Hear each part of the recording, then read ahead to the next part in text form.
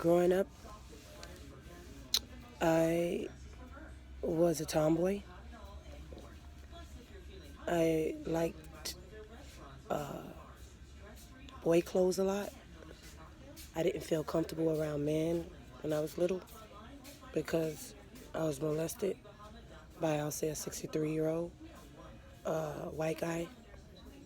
He would fill on me and make me feel in his area, his private area.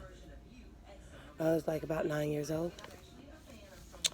I would always wear boy clothes. I was a tomboy. My best friend was Ricky Glenn. Everybody knows it in Opalaka. He was murdered later on down the line.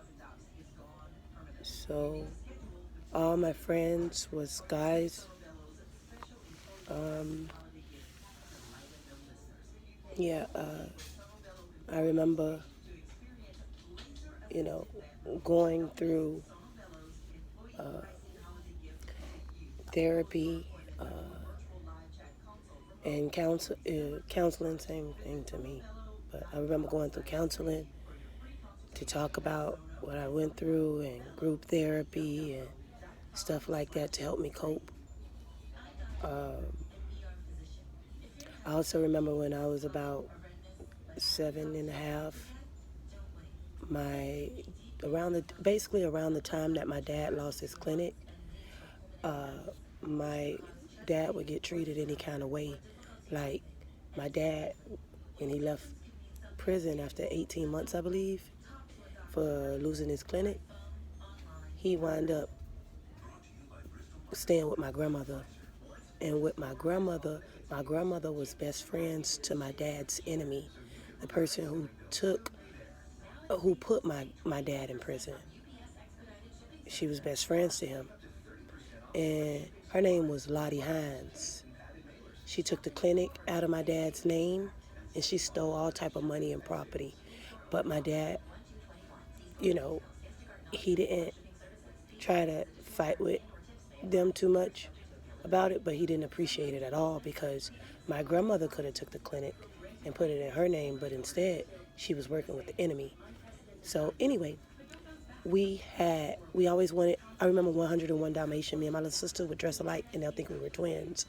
And I remember when my little sister and I used to like the 101 Dalmatian movie and it came out, we wanted two Dalmatian dogs and we got it.